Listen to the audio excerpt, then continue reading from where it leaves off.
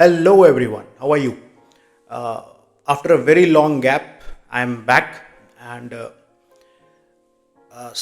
for last 1.5 year I was working with the student of psychology optional and मुझे बहुत से weaknesses के बारे में पता चला even I know but student से बात करने के बाद थोड़ा और क्लैरिटी मिल जाती है एक स्टूडेंट का पर्सपेक्टिव लेके so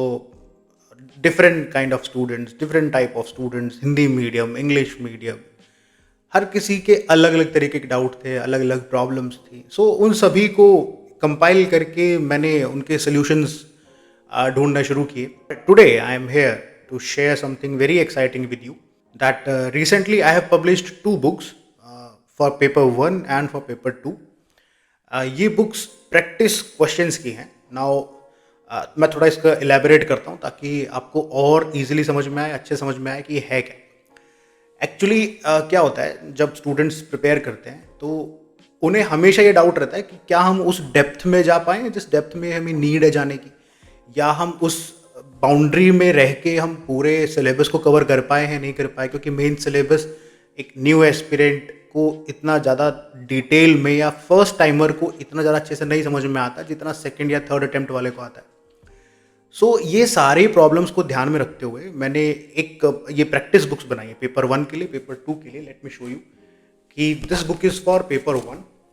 practice question for paper 1 and this is practice question for paper 2 ये दोनों बुक्स जो हैं ये first let me tell you कि क्या है ये सो पेपर 1 की जो बुक है पेपर 2 की बुक है दोनों को आप यूज़ करोगे अपनी प्रिपरेशन के लिए कैसे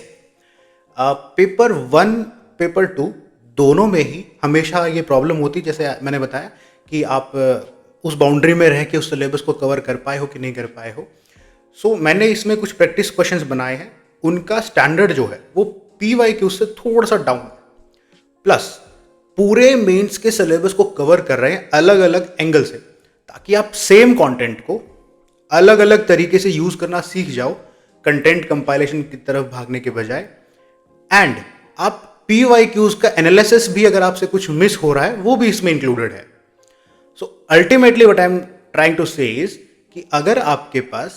कोई कंटेंट है आप पढ़ रहे हो और पढ़ने के बाद आपको ये फील हो रहा है कि मैंने इसके नोट्स सही बनाए कि नहीं बनाए then you can refer this practice questions आप इन प्रैक्टिस क्वेश्चंस को पढ़ो उनका आंसर लिखो अपने पर्टिकुलर रिसोर्स में से एंड आप जब बाय द टाइम आप पूरे क्वेश्चंस कंप्लीट करोगे एक पर्टिकुलर यूनिट के आपके पास उस यूनिट के पूरे नोट्स रेडी होंगे उसी फॉर्मेट में जिस फॉर्मेट में आपको वो चाहिए एग्जाम के लिए सो आपको डबल मेहनत नहीं करनी है एक ही बार में काम हो जाएगा एंड वन मोर थिंग एक यूनिट के इसमें एटलीस्ट 150 क्वेश्चन है now practically it is not possible for everyone not I mean to say not everyone ये प्रैक्टिकली पॉसिबल ही नहीं है कि वो 150 क्वेश्चंस हर एक यूनिट के लिए आप सॉल्व करो और उसके आंसर्स लिखो ये सिर्फ इसीलिए बनाया था कि आप हर एक डायमेंशंस को कवर कर पाओ ठीक है अगर कोई 2 साल लेके अपना टाइम पीरियड चल रहा है कि 2 साल में मैं प्रिपेयर करूंगा सो वो ये पूरे एक यूनिट के 150 क्वेश्चंस कर सकता है अदरवाइज क्योंकि मैंने एक यूनिट को अलग अलग सब टॉपिक में ब्रेक कर दिया एक अलग अलग टॉपिक में ब्रेक करने से क्या होता है आपको समझ में आ जाता है कि मुझे सिर्फ ये सब टॉपिक पढ़ना है ताकि मैं इस पर्टिकुलर सब टॉपिक को कवर करके नेक्स्ट सब टॉपिक पे जाऊं फिर नेक्स्ट पे तो आपके 5 या 6 दिन में एक यूनिट खत्म हो जाती है ऑन एन एवरेज इस तरीके से तो आप वो सारे क्वेश्चन कवर करोगे उसके बाद आपकी यूनिट खत्म आपको पता भी नहीं चलेगा कि कब आपके नोट्स भी बन गए कब आपका कंटेंट भी कंपाइल हो गया एंड कब आपने उसी फॉर्मेट में नोट्स बना लिए जिस फॉर्मेट में एक्चुअल में रिक्वायर्ड है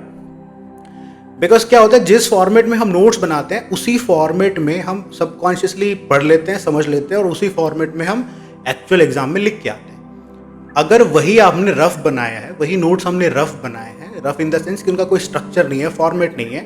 तो हम उसी फॉर्मेट में वो मेंस एग्जाम में डंप करके आते हैं जिसकी वजह से वो वहाँ स्ट्रक्चर नहीं बनता और हमारे मार्क्स नहीं आते सो इस पर्टिकुलर यूनिट को या कंटेंट को अगर आप स्ट्रक्चर वे में आप नोट्स बनाना चाहते हैं in single go then refer this practice question ठीक है ये तो हो गया नंबर 1 सेकेंडली इसमें मैंने इंक्लूड किया है डिटेल्ड सिलेबस सो जो आप प्रिपेयर कर रहे हो, बट जैसे यूपीएससी हमें सिलेबस प्रोवाइड करता है फॉर पेपर 1 पेपर 2 ऑप्शन सभी गई। सो पेपर 1 का जो सिलेबस है वो एक पेज में आ जाएगा जो यूपीएससी नहीं दिया है, but what I have done is कि पीवाईक्यूज को एनालाइज किया प्लस जो उनकी डिमांड है एंड मेंस के सिलेबस को एनालाइज किया एंड उसके डिटेल सिलेबस क्रिएट कर दिया उसका एक। सो एक्चुअली पेपर 1 पेपर 2 का अगर आप कंबाइन करें तो लगभग 48 पेज में डिटेल सिलेबस आता है। मैंने इतना डिटेल सिलेबस आपको बना के दिया। सो दोनों बुक में डिटेल सिलेबस इंक्लूडेड है। उस डिटेल सिलेबस से आप उस डेप्थ को देख सकते हो कि हर एक पर्टिकुलर टॉपिक पे मुझे क्या क्या इंक्लूड करना है या पर्टिकुलर यूनिट में मुझे क्या क्या कवर करना है, क्या क्या मुझे नहीं करना। देन हर एक हर एक जो पेपर है, पेपर 1 एंड पेपर 2 दोनों में मैंने एक इवैल्यूएशन चेकलिस्ट दी है, सेल्फ इवैल्यूएशन चेकलिस्ट, कि एक स्टूडेंट जब खुद से आंसर राइटिंग प्रैक्टिस करता है, क्योंकि इट इज़ वेरी डिफिकल्ट कि आप हर एक आंसर किसी से इवैल्यूएट करवाओ एंड वो कॉस्ट इफेक्टिव भी नहीं है इतना। सो मैंने हर एक बुक हर दोनों बुक में अलग अलग एक इवैल्यूएशन चेकलिस्ट दी है कि आप अपना आंसर सेल्फ इवैल्यूएट किन किन स्टैंडर्ड्स पे कर सकते हो इन अ प्राइमरी लेवल पे, क्योंकि एडवांस लेवल पे तो you need a test series, but आप उस प्राइमरी लेवल पे आपको इवैल्यूएशन करने के लिए एक सेल्फ इवैल्यूएशन चेकलिस्ट चाहिए कि एटलीस्ट बेसिक्स तो आप कवर कर लो, कि वहाँ जाके एकदम ही बिल्कुल नाइफ की तरह आंसर लिख रहे हो, इससे बेटर है कि पहले ही हम एटलीस्ट बेसिक आंसर तो सीख लें। सो इसीलिए मैंने एक सेल्फ इवैल्यूएशन चेकलिस्ट दी है ताकि आप अपने आंसर्स को उन स्टैंडर्ड्स पे लिख सको। देन मोर ओवर जब आप ये पूरे नोट्स बन जाएंगे, आपका सब कुछ एकदम रेडी हो गया, अब आपको ये है कि मुझे रिवीजन करना है, then you can use this questions also,